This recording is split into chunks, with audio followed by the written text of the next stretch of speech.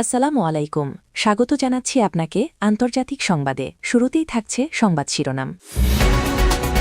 প্রথমেই জানিয়ে দিব, যুদ্ধবিরতি লঙ্ঘন করে গাজায় ভয়াবহ হামলা ইসরায়েলের, প্রতিশোধ নিতে সেনা পাঠাচ্ছে তুরস্ক। এরপর জানবেন, ইয়েমেনের বিশ্বাসঘাতকেরা ইসরায়েলের সঙ্গে হাত মিলিয়েছে, কঠিন জবাবের হুঁশিয়ারি ইরানের। আরও থাকছে, যুদ্ধবিধ্বস্ত আর তীব্র শীতের মাঝেই ভয়াবহ বন্যার কবলে গাজার লাখ লাখ মানুষ। এরপর থাকছে, নতুন খেলা শুরু করেছে চীন, ভারতীয় সীমান্তে চীনা রোবট মোতায়েন, আতঙ্কে মোদী সরকার। সর্বশেষ জানবেন, মুখোমুখি উত্তর ও দক্ষিণ কোরিয়া, পারমাণবিক যুদ্ধের শঙ্কা, তবে কি শুরু হতে যাচ্ছে তৃতীয় বিশ্বযুদ্ধ?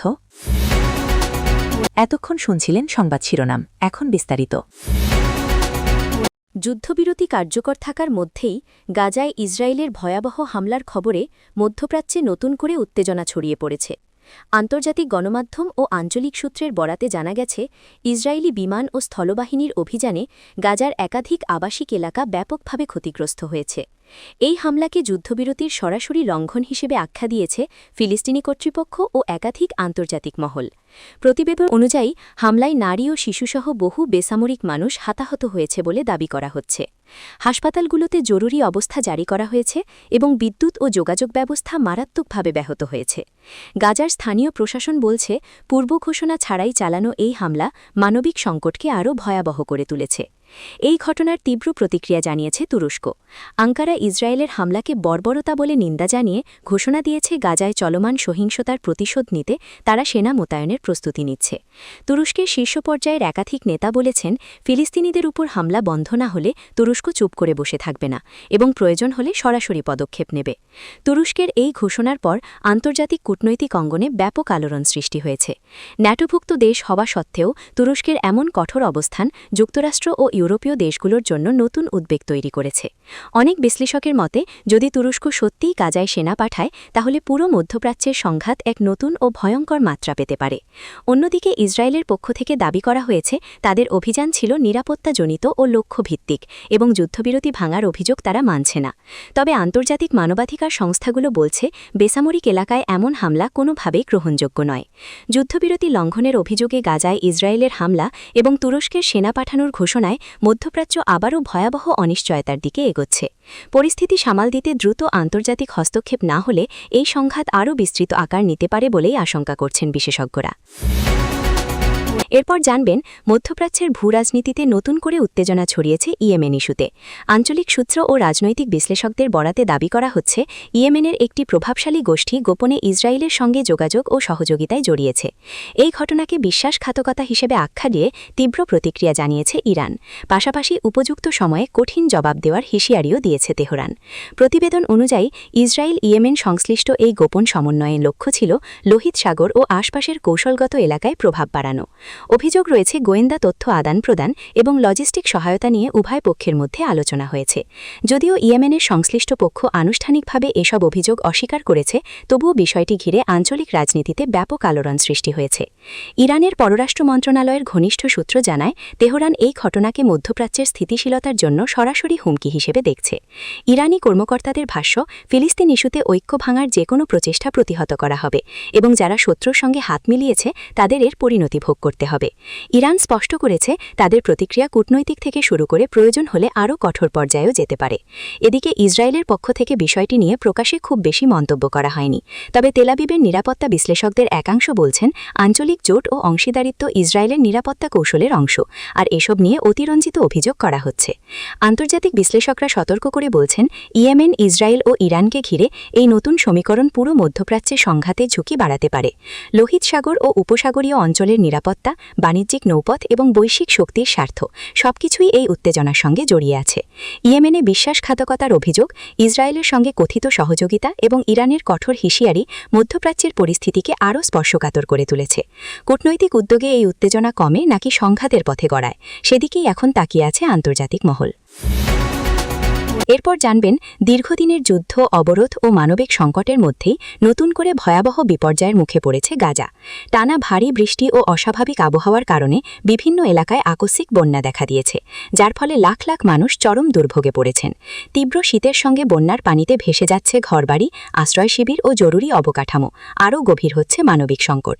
স্থানীয় সূত্র জানায়, গাজার নিম্নাঞ্চল ও অস্থায়ী আশ্রয় কেন্দ্রগুলোতে পানি ঢুকে পড়েছে। যুদ্ধের কারণে ঘর হারানো বহু পরিবার ত্রিপল ও অস্থায়ী টেন্টে বসবাস করছিল, সেগুলোর বড় অংশই বন্যার পানিতে তলিয়ে গেছে। শীতের রাতে ভেজা কাপড় ও ঠান্ডা পানির মধ্যে নারী, শিশু ও বৃদ্ধদের অবস্থা সবচেয়ে করুণ হয়ে উঠেছে।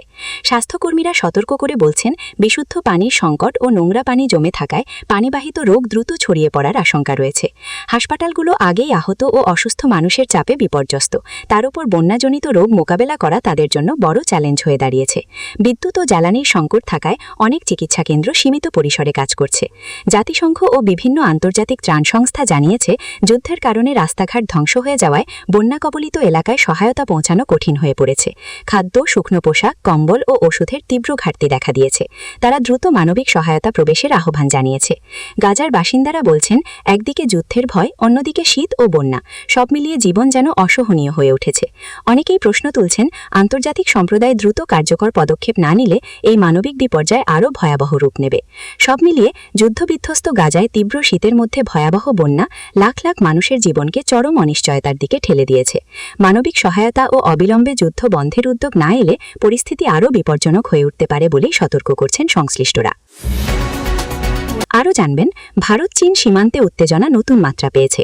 সাম্প্রতিক গোয়েন্দা তথ্য ও আন্তর্জাতিক পর্যবেক্ষকদের বরাতে জানা যাচ্ছে, চীন ভারতীয় সীমান্তের নিকটবর্তী এলাকাগুলোতে উন্নত প্রযুক্তির সামরিক রোবট মোতায়েন শুরু করেছে। এই পদক্ষেপকে বেইজিংয়ের নতুন কৌশলগত খেলা হিসেবে দেখছেন বিশ্লেষকরা, যা নায়ক দিল্লির সুরক্ষা মহলে গভীর উদ্বেগ তৈরি করেছে। প্রতিবেদন অনুযায়ী, লাদাখ ও অরুণাচল প্রদেশ সংলগ্ন দুর্গম পার্বত্য অঞ্চলে চীন নজরদারি ও লজিস্টিক সহায়তার জন্য কৃত্রিম বুদ্ধিমত্তা সম্পন্ন রোবট ব্যবহার করছে। এসব রোবট তীব্র শীত, উচ্চতা ও প্রতিকূল আবহাওয়ায় কাজ করতে সক্ষম বলে দাবি করা হচ্ছে।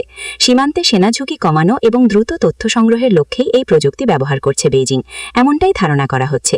ভারতীয় প্রতিরক্ষা সূত্রগুলো বলছেন, এই রোবট মোতায়েন সীমান্ত পরিস্থিতিকে আরও জটিল করে তুলতে পারে, কারণ এতে চীনের নজরদারি ক্ষমতা যেমন বাড়বে, তেমনি যে কোনো উত্তেজনাকর পরিস্থিতিতে দ্রুত প্রতিক্রিয়া জানানো সহজ হবে।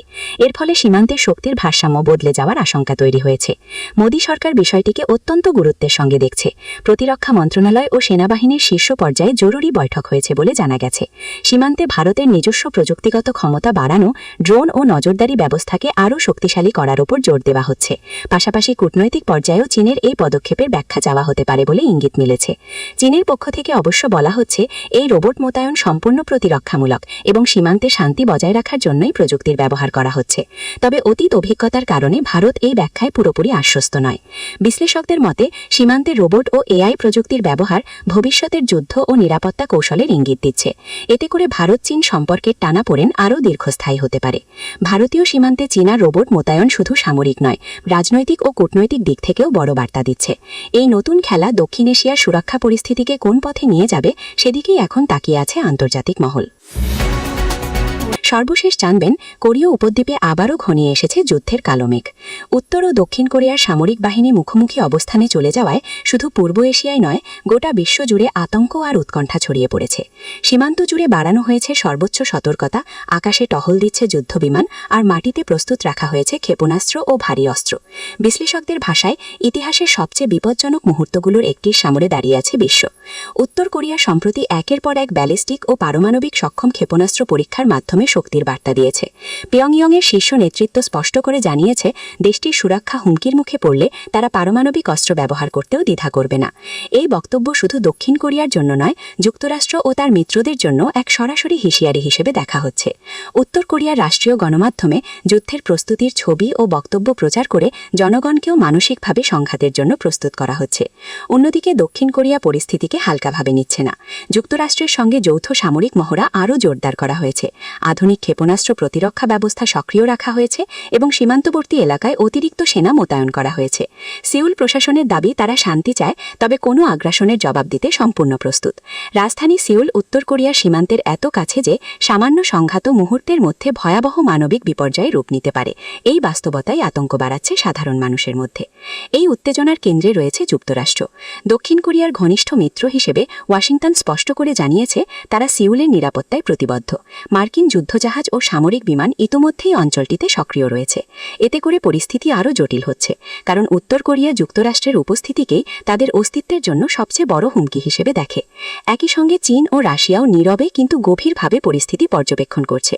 কোরীয় উপদ্বীপে কোনো বড় যুদ্ধ শুরু হলে তা যে পরাশক্তিদের সরাসরি বা পরোক্ষভাবে টেনে আনবে সে বিষয়ে খুব কমই সন্দেহ আছে। আন্তর্জাতিক মহলে এখন সবচেয়ে বড় প্রশ্ন, এই সংঘাত কি নিয়ন্ত্রণের মধ্যে থাকবে নাকি ধীরে ধীরে বিশ্বব্যাপী যুদ্ধের দিকে গড়াবে? ইতিহাস বলছে বড় যুদ্ধ অনেক সময় শুরু হয় ছোট ভুল বোঝাবুঝি বা একটি ভুল সিদ্ধান্ত থেকে। কোরীয় উপদ্বীপে পারমাণবিক অস্ত্রের উপস্থিতি সেই ঝুঁকিকে কয়েক গুণ বাড়িয়ে দিয়েছে। তাই অনেক বিশ্লেষকই আশঙ্কা করছেন এখান থেকেই কি তৃতীয় বিশ্বযুদ্ধের আগুন জ্বলে উঠতে পারে।